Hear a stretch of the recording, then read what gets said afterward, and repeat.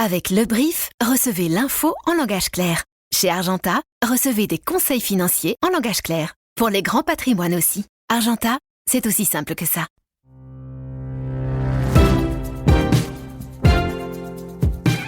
Bonjour à toutes et à tous, c'est l'été et pendant 3 semaines, on vous propose chaque lundi de redécouvrir un épisode spécial du Brief que vous avez peut-être manqué ou que vous avez peut-être envie de réécouter.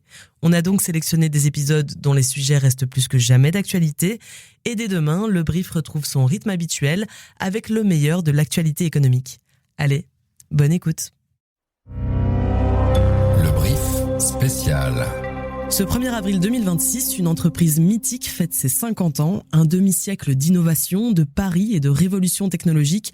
Apple est né en 1976, fondé par 3 associés, dont un certain Steve Jobs, dans le garage de ses parents en Californie. Un dossier chaud décodé par l'Écho. Mais à l'heure de l'intelligence artificielle, quel avenir se dessine pour Apple ? Alors que les géants de la tech dictent le tempo des marchés mondiaux, où se situe Apple sous la direction de son patron Tim Cook ? L'entreprise fait-elle encore partie des premières de la course en matière d'innovation technologique ? Alors pour se poser ces questions, j'ai à mes côtés 2 journalistes de l'Écho que vous connaissez bien désormais. Maxime Samin, tu es journaliste tech à l'Écho, bonjour. Bonjour Ondine. Charles Régnier, toi tu suis les marchés au quotidien, les marchés financiers pour l'Écho, bonjour. Bonjour Ondine. Je suis Ondine ORS et vous écoutez Le Brief.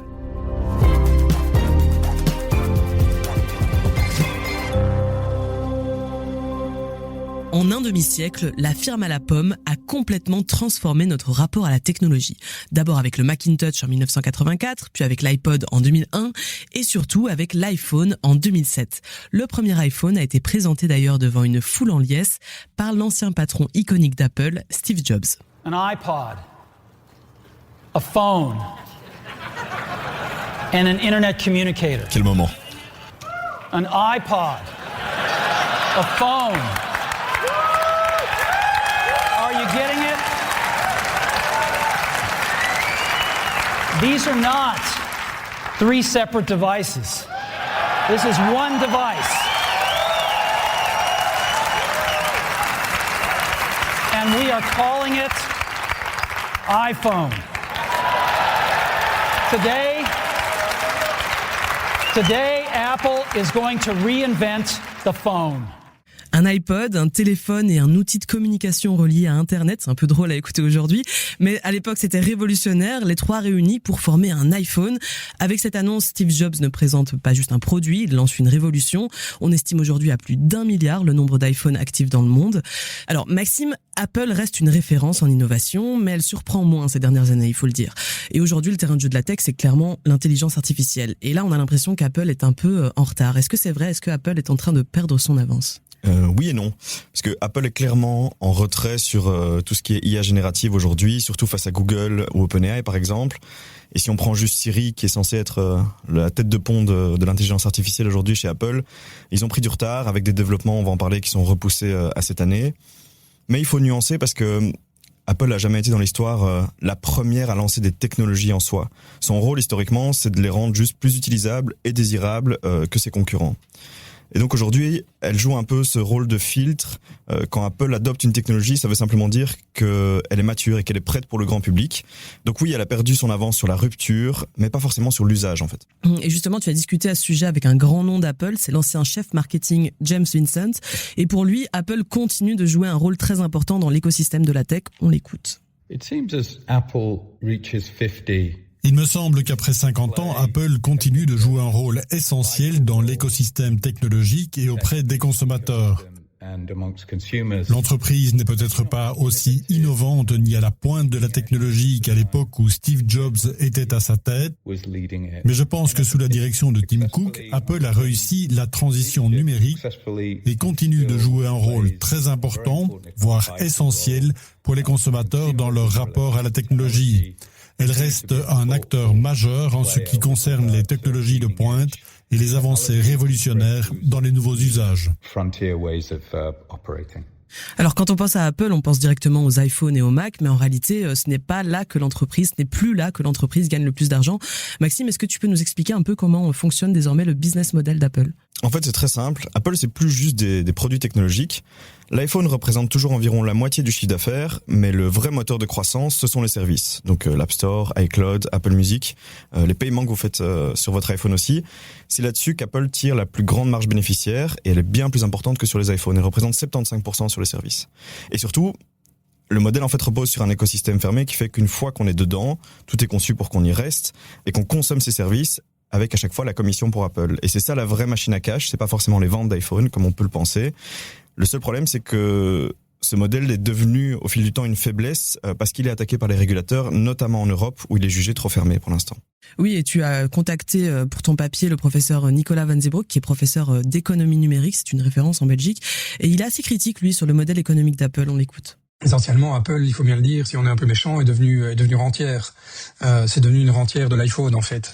L'iPhone, aujourd'hui, c'est plus une révolution, c'est vraiment clairement devenu une rente, à la fois à travers le remplacement, la vente des appareils eux-mêmes, mais surtout à travers la vente de tous les services, de plus en plus, tout l'écosystème qu'il y a autour. Et donc Apple, c'est vrai, dépend quand même aujourd'hui beaucoup d'un produit dont l'innovation n'est plus qu'incrémentale et dans un marché assez saturé. Donc oui, on essaye de vendre du service autour, on essaye de vendre des accessoires autour, mais ça va pas faire la croissance fulgurante des 15 dernières années. Maxime, est-ce que tu es d'accord avec cette analyse ? Est-ce que Apple est en danger avec son modèle économique aujourd'hui ? Je pense qu'il a en partie raison. Il a raison quand il dit que l'iPhone n'est plus une révolution, c'est une rente. Il a raison quand il dit qu'on est dans un marché saturé avec des innovations qui sont vraiment marginales à ce stade. Mais Apple continue quand même à attirer, c'est juste qu'elle attire différemment. C'est plus, il y a plus l'excitation de la nouveauté, c'est une forme en fait d'attachement chez les consommateurs. Les gens restent chez Apple parce que ça fonctionne, parce qu'ils ont confiance, parce qu'ils sont aussi dans cet écosystème qui les oblige un peu à y rester. Donc oui, Apple fait moins rêver qu'avant, mais ça reste une entreprise qui est incroyablement puissante et avec un modèle qui a quand même encore de l'avenir.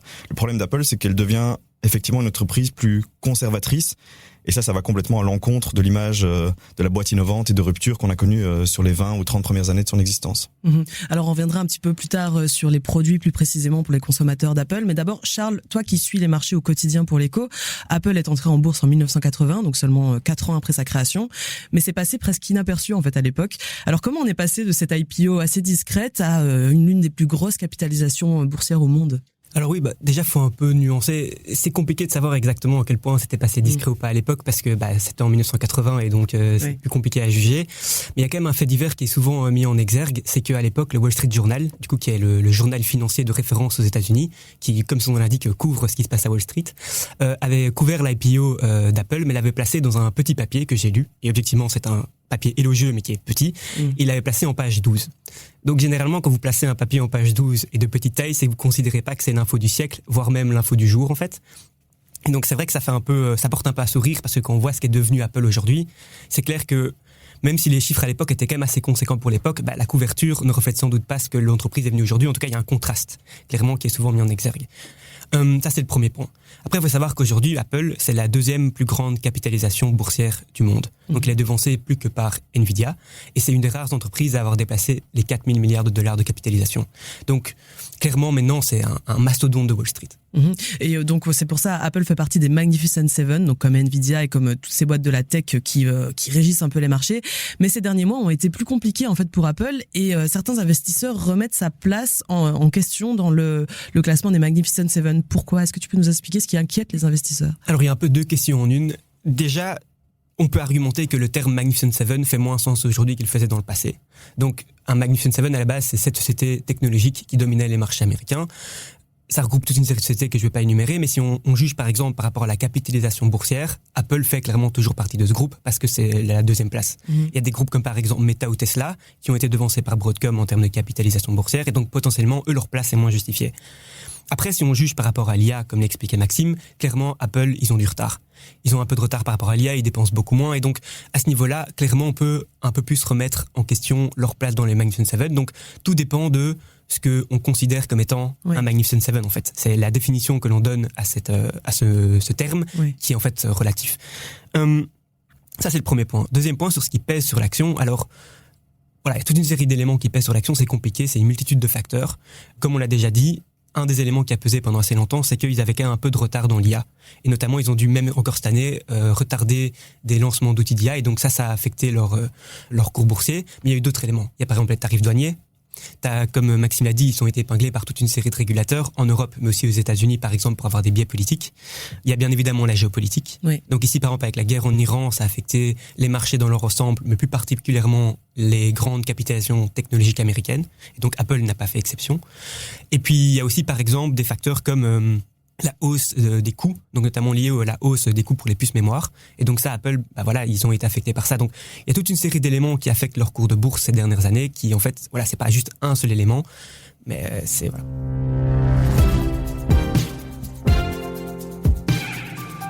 Alors on l'a dit, Apple ne vend plus seulement des produits, mais tout un écosystème, et une fois qu'on y est, c'est difficile d'en sortir, c'est toute l'idée. Alors ce virage, il est beaucoup lié à Tim Cook, qui est le successeur de Steve Jobs. Il a moins une image de visionnaire que Steve Jobs, il est moins considéré comme un gourou, mais il a rendu Apple encore plus puissant financièrement, peu de gens le savent. Alors Maxime, Tim Cook devrait bientôt passer la main, on ne sait pas exactement quand, si je me trompe pas, mais alors où est-ce qu'on en est sur sa succession? Qui pourrait reprendre les rênes d'Apple? C'est vrai qu'il y a un grand mystère pour l'instant sur le moment où il va accepter de lâcher les rênes de l'entreprise. Et le prochain patron, il va devoir répondre à une question simple, c'est ce que tout le monde s'accorde là-dessus, c'est est-ce qu'Apple peut encore surprendre? Parce qu'aujourd'hui, on reproche à Apple d'être devenue un petit peu ennuyeuse en fait. Et cet hiver, il y a un signal qui a attiré l'attention des observateurs. John Ternus, qui était jusqu'ici le patron du hardware en interne, on a un peu élargi son périmètre avec un rôle de supervision globale du design. C'est un domaine qui est vraiment sacré chez Apple. C'est ce qu'avait avant Johnny Ive, par exemple, à l'époque de Steve Jobs. Et beaucoup y ont vu une sorte d'indice assez clair que Ternus est le candidat numéro 1 à la succession de Tim Cook, mais officiellement, il n'y a aucune communication qui se fait, on ne sait pas, et Tim Cook pourrait encore rester 1, 2, 3 ans. Oui, c'est ça, on n'a aucune comme bon lui semble en fait. Donc on ne sait pas du tout, on ne sait pas quand ça va se passer, ni qui sera officiellement son successeur. Et surtout, est-ce que ce sera effectivement quelqu'un qui va faire comme lui et prendre cette direction du grand argentier d'Apple et rester faire en sorte que cette machine bien huilée continue à fonctionner de la sorte, ou est-ce qu'on veut quelqu'un de rupture et un innovateur? Et pour parler aux consommateurs d'Apple qui nous écoutent, côté produit, on sait qu'Apple a signé un accord avec Google pour intégrer l'outil AI Gemini dans Siri. Concrètement, ça veut dire quoi pour les utilisateurs? On va bientôt avoir des iPhones avec un Siri plus intelligent? Oui, non, parce que en fait, ça veut surtout dire qu'Apple reconnaît qu'elle n'a pas en interne la meilleure technologie d'IA. Ça, c'est la première chose. Donc, elle s'ouvre, ce qui est très nouveau pour elle et ce qui l'embête très fort, en intégrant des modèles externes comme Gemini, comme ChatGPT pour certains aspects. Pour l'utilisateur, dans le futur, ça veut dire, en principe, un Siri qui est beaucoup plus intelligent, qui est capable de comprendre des requêtes complexes, ce qui est toujours pas le cas pour l'instant, de générer du texte, ce qui est pas le cas pour l'instant, et d'interagir surtout de manière plus naturelle. Ça reste un vrai robot actuellement, Siri, quand vous l'utilisez. Oui, Siri a l'air un peu en retard dans cette course. Oui, il a l'air un peu bête en fait quand on l'utilise, et quand on a utilisé un autre outil d'intelligence artificielle, Siri passe vraiment pour un ringard à côté. Mais ça pose aussi en fait une vraie question stratégique, c'est Apple dépend désormais d'autres innovateurs pour l'innovation clé du moment. Et ça, c'est le gros problème d'Apple, et c'est ça que va devoir aussi régler le prochain patron. Oui, surtout que cette mise à jour de Siri, elle a été repoussée en mois de février, ils ont annoncé que c'était reporté. C'est quoi le problème? Comment ça se fait? Le problème, c'est que le défi est énorme pour eux, en fait, parce que Apple veut intégrer de l'IA qu'ils considèrent comme avancée. Donc ça veut dire qu'ils veulent pas sacrifier la confidentialité, ni l'expérience de l'utilisateur. Et ça, c'est beaucoup plus compliqué que de simplement lancer un chatbot dans le cloud, comme d'autres ont pu le faire, et donner l'impression d'être dans l'IA. Et donc, ils sont en train de repenser toute l'architecture de Siri. C'est pas juste une mise à jour, c'est vraiment une reconstruction d'un outil clé de leur produit phare. Et donc, ça explique en partie les retards, quoi. Et puis Apple cherche aussi à se diversifier vers d'autres produits. On parle notamment de lunettes intelligentes ou encore d'AirPods dopés à l'IA et toute une série d'accessoires qui seraient un peu les yeux et les oreilles de l'iPhone finalement. C'est quoi la stratégie derrière tout ça? Mais surtout, on voit qu'ils se cherchent en fait, quoi. Ils cherchent la prochaine plateforme. L'idée, c'est de dire où va être l'utilisateur dans quelques années? Qu'est-ce qu'il aura dans les mains? Qu'est-ce qu'il aura dans les oreilles? Quel va être son point de contact principal avec la technologie? Et ça, c'est pas encore déterminé. Apple n'arrive pas à le déterminer non plus. Et donc oui, des lunettes, des AirPods dopés à l'IA. L'idée, c'est en fait de transformer les objets aussi qui sont déjà actuellement sur le marché en capteurs du quotidien pour se diriger vers cette prochaine plateforme. En fait, l'enjeu, c'est de trouver le prochain iPhone, pour faire simple. Ok. Et Charles, concrètement, du côté des marchés, du côté des investisseurs, qu'est-ce qu'ils attendent encore d'Apple? C'est plutôt de l'innovation produit, de l'IA, ou juste continuer à générer du cash comme ils le font très bien actuellement? Il y a un an, je vous aurais répondu l'IA. Mais aujourd'hui, c'est un peu plus compliqué, je pense, parce qu'on a pu voir que les marchés, depuis quelques mois, s'inquiètent quand même d'un surinvestissement dans la technologie, dans l'IA de manière générale. Et on peut voir qu'à ce niveau-là, ce qui a été en fait un désavantage pour Apple, c'est presque transformé en avantage dans la mesure où eux, ils investissent quand même beaucoup moins que les autres dans l'IA. Et donc, du coup, leur action a sans doute été un peu moins sanctionnée. C'est sûr, Difficile de déterminer exactement pourquoi une action est plus ou moins sanctionnée, mais c'est sans doute un facteur qui a pu peser à leur avantage. On peut voir par exemple que depuis le début de l'année, ils ont chuté en bourse, certes, mais comparé aux autres Magnificent Seven, ils sont en fait dans le haut du panier, quoi. Donc ils font pas bien, mais ils font moins pire que les autres. Mais c'est étonnant. C'est assez étonnant, mais je pense que c'est en partie lié aussi, qu'ils investissent beaucoup moins dans l'IA. Enfin, on regarde les différents investissements dans l'IA entre un groupe comme Meta ou Microsoft et un groupe comme Apple. C'est les jours et la nuit. Ils investissent vraiment des milliards et des milliards et des milliards en moins. Donc ça, c'est quand même peut-être un avantage aujourd'hui. Donc c'est un peu contradictoire. Moi, par rapport à l'IA, je sais pas trop ce qu'ils doivent faire exactement. C'est fou parce qu'il y a un an, on plébiscitait tous ceux qui investissaient massivement dans l'IA et aujourd'hui, on plébiscite, les marchés plébiscitent plutôt ceux qui ont fait attention à leurs investissements là-dedans. Ouais. Mais du coup, peut-être que la patience d'Apple va être récompensée, ou la patience ou le retard, hein, ça dépend de quel point de vue on se pose. Et puis Apple a aussi un avantage énorme, c'est sa réserve de cash. Il y a peu d'entreprises qui ont une telle réserve de cash qu'elle a accumulée au fil des années, qui fait qu'elle a un matelas qui lui permet d'être confortable et qui inquiète beaucoup moins, je pense aussi, du côté investisseur, et qui rassure quand on voit qu'elle prend très peu de risques, en fait. Ce qui fait aussi qu'elle devient ennuyeuse, hein, dont on expliquait ça avant, mais elle prend peu de risques et donc elle inquiète moins, je suppose. Ouais, je pense que c'est exactement ça. Le fait qu'elle essaye quand même de miser sur l'IA, et si ça paye, si au bout du compte, elle résorbe son retard et qu'elle a dépensé beaucoup moins que les autres. Voilà. En plus, objectivement, on est encore toujours dans le développement de l'infrastructure vraiment de l'IA à l'heure d'aujourd'hui. Apple, est-ce qu'ils sont vraiment orientés là-dessus, infrastructure, pas vraiment, c'est plus application, tout ça. Donc voilà, faudra voir. Le temps nous dira s'ils ont eu raison ou s'ils ont eu tort. Après, il y a quand même aussi Warren Buffett qui est sorti récemment, et donc ça, je voudrais peut-être épingler quand même ce petit point-là pour répondre à cette question. Donc Warren Buffett qui est un investisseur extrêmement célèbre et dont l'entreprise Berkshire Hathaway en fait avait une très grosse participation, a toujours en fait une très grosse participation dans Apple. Il a un peu réduit sa participation. Et hier, il a fait une sortie sur CNBC en disant qu'il trouve qu'il avait vendu Apple trop tôt et qu'il en rachèterait bien, mais pas dans les conditions actuelles du marché. Et en fait, ce que ça laisse un peu sous-entendre, c'est que, selon lui, Apple devrait encore un peu chuter pour qu'il en rachète. Donc, il faut savoir que Apple, ils ont quand même atteint un sommet en bourse à la fin de l'année dernière. Et donc, certes, ils ont chuté depuis lors. Mais, par exemple, quelqu'un comme Warren Buffett, il va estimer qu'il devrait encore chuter un tout petit peu parce que l'action est, comme on dit, un peu trop chère. Et puis qu'à ce moment-là, ça ferait un bon point d'entrée pour racheter des actions Apple. Donc, et quand on regarde d'autres analystes, Apple a encore quand même un potentiel de hausse. Donc, c'est-à-dire que les analystes estiment que l'action devrait être plus haute dans les 12 prochains mois qu'elle ne l'est aujourd'hui. Donc, quand même, il y a un optimisme dans l'avenir. Et parfois, en fait, ce qui justifie qu'une entreprise chute en bourse, c'est juste qu'elle a beaucoup monté. Et puis, tu as une petite phase où elle rechute. Et puis, elle remonte. Et une petite phase de rechute. Et naturellement, les investisseurs, ils essayent de faire, c'est qu'ils essayent d'acheter au bas de la vague et revendre au sommet. Donc voilà, donc plutôt de l'optimisme. Et Maxime, toi, donc pendant longtemps, Apple a mené la course à la technologie, on l'a dit, avec des produits qui étaient copiés par d'autres de manière plus ou moins assumée. Est-ce qu'Apple a perdu ce rôle de leader technologique aujourd'hui ou... Pas de leader technologique, mais elle a vraiment perdu ce rôle de leader sur la rupture, sur l'innovation. Aujourd'hui, les grandes innovations, elles viennent du côté de l'IA et clairement, elles sont portées par d'autres entreprises. Apple assume pour l'instant ce choix. Mais Apple reste un leader sur d'autres choses, sur l'intégration, sur l'expérience, sur la confiance, qui restent des éléments très importants quand on parle de technologie aujourd'hui. La vraie question est, est-ce que ça suffit pour définir la prochaine révolution ? Ou est-ce qu'Apple va juste devenir une entreprise extrêmement rentable, parce qu'elle est déjà, mais elle peut toujours le rester, mais qui devient suiveuse et qui en fait va rentrer dans le rang et devenir très traditionnelle, conservatrice, c'est le vrai risque pour eux. Et donc on est vraiment, je trouve, dans un moment charnière, et le choix du successeur de Tim Cook va être absolument déterminant pour voir quelle voie va suivre Apple dans les prochaines années. C'est la fin de ce podcast. Merci à tous les deux d'y avoir participé. Avec plaisir, Ondine. Avec plaisir, Ondine. Et d'ailleurs, j'invite tous les auditeurs et les auditrices qui nous écoutent à lire vos papiers. Charles Régnier, Maxime Samin, vous écrivez énormément sur les géants de la tech et notamment sur Apple. Et d'ailleurs, Maxime, tu as écrit un article spécialement dédié aux 50 ans d'Apple. Un article très fourni dans lequel on apprend plein de choses. Je glisse le lien vers l'article dans les notes de ce brief. Voici à présent, en 3 points, ce qu'il faut retenir de cet épisode. Apple a changé le monde, mais n'est plus forcément celle qui innove en premier. Pendant 50 ans, du Mac à l'iPhone, Apple a révolutionné la tech. Mais aujourd'hui, sur des sujets clés comme l'intelligence artificielle, elle est plutôt en retard. En réalité, son rôle, c'est moins d'inventer que de rendre les technologies simples et accessibles au grand public. Son vrai business, aujourd'hui, ce ne sont plus les iPhones. L'iPhone reste central, mais la vraie machine à cash d'Apple, ce sont les services. L'App Store, iCloud, les abonnements. Apple gagne énormément d'argent grâce à un écosystème fermé, même si ce modèle est de plus en plus critiqué, notamment en Europe.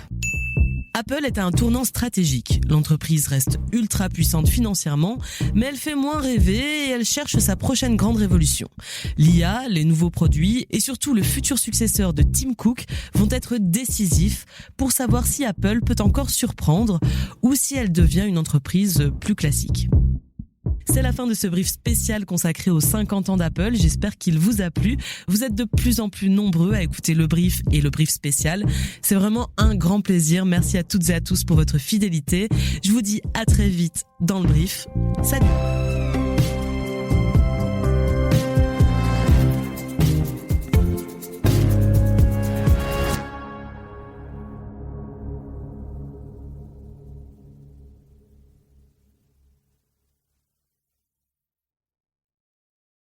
C'était l'essentiel de l'info en 7 points avec le brief. Chez Argenta, l'essentiel tient en 2 points. Voici le bref. Premier point. Nous rendons le personal banking vraiment personnalisé, grâce à des conseils financiers à taille humaine, également pour les grands patrimoines. Deuxième point.